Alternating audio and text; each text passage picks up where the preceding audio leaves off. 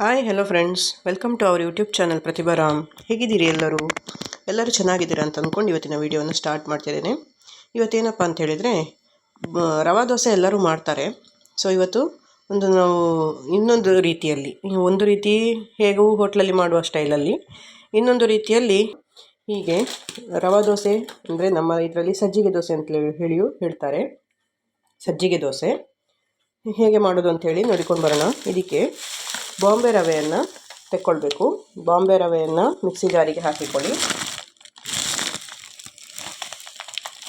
ನಾನು ಇಬ್ಬರಿಗೆ ಬೇಕಾಗುವಷ್ಟು ಮಾಡ್ತಾಯಿದ್ದೇನೆ ಫ್ರೆಂಡ್ಸ್. ಬಾಂಬೆ ರವೆಯನ್ನು ತೆಕ್ಕೊಂಡು ಒಂದು ಮಿಕ್ಸಿ ಜಾರಿಗೆ ಹಾಕಿಕೊಳ್ಳಿ. ಸ್ವಲ್ಪ ಇದಕ್ಕೆ ಒಂದು 4-5 ಸ್ಪೂನ್ ಆಗುವಷ್ಟು ಅಕ್ಕಿ ಹುಡಿಯನ್ನು ಸೇರಿಸಿಕೊಳ್ಳಿ. ದೊಡ್ಡ ನೋಡಿ ಫ್ರೆಂಡ್ಸ್, ಇದಕ್ಕೆ ಆ ಮಿಕ್ಸಿ ಜಾರಿಗೆ ರವೆ ಮತ್ತು ಅಕ್ಕಿ ಹುಡಿ ಹಾಕಿಕೊಂಡಂಥ ಮಿಕ್ಸಿ ಜಾರಿಗೆ ಕೊತ್ತಂಬರಿ ಸೊಪ್ಪು, ಕರಿಬೇವಿನ ಸೊಪ್ಪು, ಶುಂಠಿ, ಕಾಯಿ ಇಟ್ಕೊಂಡಂಥ ಕಾಯಿ ಮತ್ತು ಹಸಿರು ಮೆಣಸಿನಕಾಯಿ ಇಷ್ಟನ್ನು ಚೆಂದ ಹಾಕಿ ಎಲ್ಲವನ್ನು ಹಾಕಿ ಗ್ರೈಂಡ್ ಮಾಡಿಕೊಳ್ಳುವ.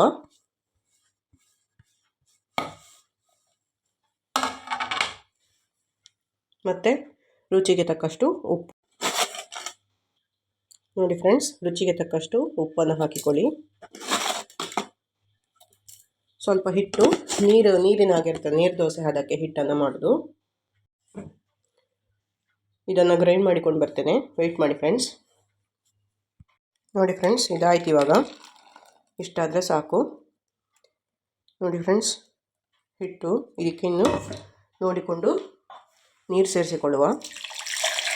ತುಂಬ ಹೆಲ್ತಿ ದೋಸೆ ಫ್ರೆಂಡ್ಸ್. ಡಯಟಿನವರಿಗೆ ಆರಾಮದಲ್ಲಿ 2 ದೋಸೆ ತಿನ್ಬೋದು. ಮತ್ತು ಶುಗರ್ನವರು ಕೂಡ ಇದನ್ನು ಡಯಟಾಗಿ ಫಾಲೋ ಮಾಡ್ಬೋದು. ಬೆಳಿಗ್ಗೆ ರಾತ್ರಿ ಸಜ್ಜಿಗೆ ದೋಸೆಯನ್ನು ತಿಂದರೆ ಭಾರಿ ಒಳ್ಳೆಯದು. ವೆಯ್ಟ್ ಲಾಸಿಗೆ ಕೂಡ ಒಳ್ಳೆಯದು, ಹಾಗೆ ಶುಗರಿಗೆ ಕೂಡ ಒಳ್ಳೆಯದು. ಯಾವುದೇ ಬೇಕಾದಷ್ಟು ನೋಡಿಕೊಂಡು ನೀರು ಸೇರಿಸಿಕೊಳ್ಳಿ. ಮಾಡ್ತೀರಲ್ಲ ನೀವು, ಆ ಹಿಟ್ಟಿನ ಹದಕ್ಕಿದ್ರೆ ಆಯಿತು. ನೋಡಿ, ಹಿಟ್ಟನ್ನು ನೋಡಿಕೊಂಡು ಮಾಡಿಕೊಳ್ಳಿ.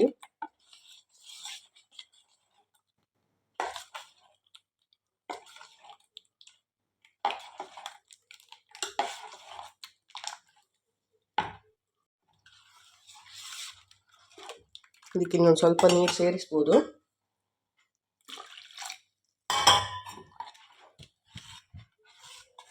ನೋಡಿ, ಇದೀಗ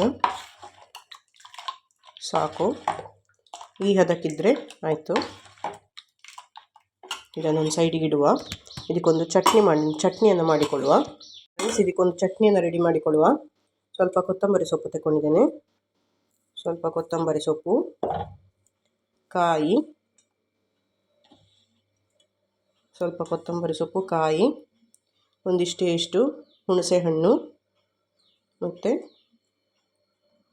4 ಗಾಂಧಾರಿ ಮೆಣಸು, ಚಿಟಕಿ ಮೆಣಸು ಅಂತ ಹೇಳ್ತಾರೆ, ಗಾಂಧಾರಿ ಮೆಣಸು ಅಂತ ಹೇಳ್ತಾರೆ.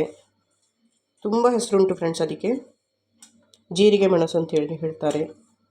ಇಷ್ಟು ಹೆಸರು ಕೂಡ ಉಂಟು. ತುರ್ಕು ಮೆಣಸಿನಕಾಯಿ ಅಂತ ಹೇಳ್ತಾರೆ. ಇದನ್ನು ಗ್ರೈಂಡ್ ಮಾಡಿಕೊಂಡು ಬರ್ತೇನೆ ಫ್ರೆಂಡ್ಸ್ ಚಟ್ನಿಗೆ.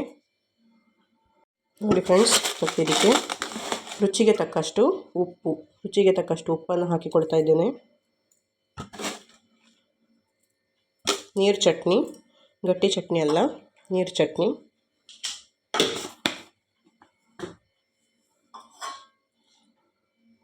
ಗ್ರೈಂಡ್ ಮಾಡಿಕೊಂಡು ಬರ್ತೇನೆ, ವೆಯ್ಟ್ ಮಾಡಿ ಫ್ರೆಂಡ್ಸ್. ಚಟ್ನಿ ರೆಡಿ. ಚಟ್ನಿಯನ್ನು ಸಣ್ಣ ತಪ್ಪಲೆಗೆ ಹಾಕಿಕೊಳ್ತಾ ಇದ್ದೇನೆ. ನೀರು ಚಟ್ನಿ, ಇದು ಗಟ್ಟಿ ಚಟ್ನಿ ಅಲ್ಲ. ಬೇಕಾದರೆ ಒಗ್ಗರಣೆ ಕೊಟ್ಕೊಳ್ಬೋದು. ನಾನು ಒಗ್ಗರಣೆ ಹಾಕೋದಿಲ್ಲ, ಎಣ್ಣೆ ಪಸೆ ಜಾಸ್ತಿ ಆಗ್ತದೆ. ಚಟ್ನಿ ರೆಡಿ. ಉಪ್ಪು ಬೇಕಾದರೆ ನೋಡಿಕೊಂಡು ಸೇರಿಸಿಕೊಳ್ಬೇಕು. ಚಟ್ನಿ ರೆಡಿ, ಹಿಟ್ಟು ರೆಡಿ. ಇನ್ನು ದೋಸೆ ಎರಿಯೋದೊಂದೇ ಬಾಕಿ. ನೋಡಿ ಫ್ರೆಂಡ್ಸ್, ಕಾವಲಿಯನ್ನು ಕಾಯಲಿಕ್ಕೆ ಇಟ್ಟಿದ್ದೇನೆ. ಕಾವಲಿಗೆ ಕಾಯಲಿ ಚೆಂದಕ್ಕೆ. ನೋಡಿ ಫ್ರೆಂಡ್ಸ್, ಕಾವಲಿಗೆ ಕಾದಿದೆ.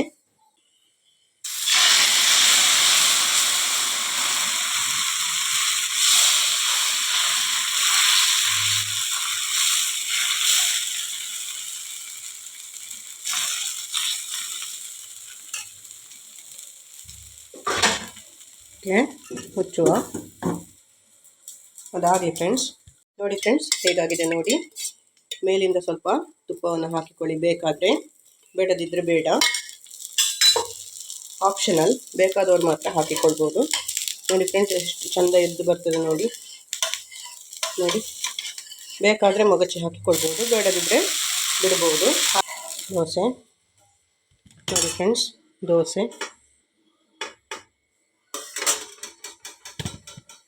ಇನ್ನೊಂದು ದೋಸೆ ನೆರ್ಕೊಳ್ತೇನೆ.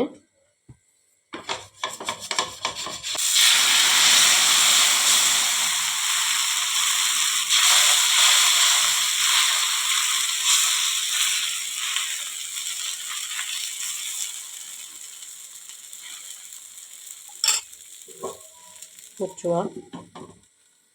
ನೋಡಿ ಫ್ರೆಂಡ್ಸ್, ದೋಸೆ ನೋಡಿ. ಹಸ್ಬೆಂಡಿಗೆ ಇವತ್ತು ಜೋರು ಹಸಿವಾಗ್ತಾ ಉಂಟು.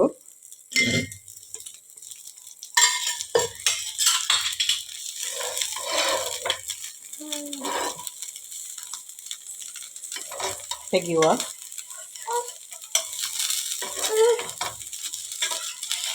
ನೋಡಿ ಫ್ರೆಂಡ್ಸ್, ದೋಸೆ ನೋಡಿ. ಫ್ರೆಂಡ್ಸ್, ದೋಸೆ ನೋಡಿ. ಚಟ್ನಿ ಜೊತೆಗೆ ದೋಸೆ ಸೂಪರ್ ಕಾಂಬಿನೇಷನ್. ಡಯಟಿನವರು ಮತ್ತು ಶುಗರ್ ಇರುವವರು, BP ಎಲ್ಲ ಕೊಲೆಸ್ಟ್ರಾಲ್ ಇರೋರು ಯಾರು ಬೇಕಾದರೂ ಇದನ್ನು ತಿನ್ಬೋದು. ಹಾಗಾದರೆ ನೀವು ಕೂಡ ಮಾಡ್ತೀರಲ್ಲ ಫ್ರೆಂಡ್ಸ್ ಮನೆಯಲ್ಲಿ. ಇಷ್ಟೊತ್ತು ನನ್ನ ವೀಡಿಯೋ ನೋಡಿದ್ದಕ್ಕಾಗಿ ಧನ್ಯವಾದಗಳು. ಇನ್ನೂ ನನ್ನ ಚಾನಲನ್ನು ಸಬ್ಸ್ಕ್ರೈಬ್ ಮಾಡಲಿಲ್ಲ ಅಂದರೆ ದಯವಿಟ್ಟು ಸಬ್ಸ್ಕ್ರೈಬ್ ಮಾಡಿ, ಶೇರ್ ಮಾಡಿ, ಲೈಕ್ ಮಾಡಿ, ಹಾಗೆ ಕಮೆಂಟ್ ಮಾಡೋದನ್ನು ಮರಿಬೇಡಿ. Thank you so much. Bye ಎಲ್ರಿಗೂ.